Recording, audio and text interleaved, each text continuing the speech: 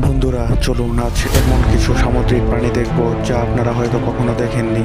তার মধ্যে 6টি প্রাণী যা দেখলে আপনারও গা শিউরে উঠবে। আর এক নম্বরটা দেখার জন্য তো আমি নিজেও প্রস্তুত ছিলাম না।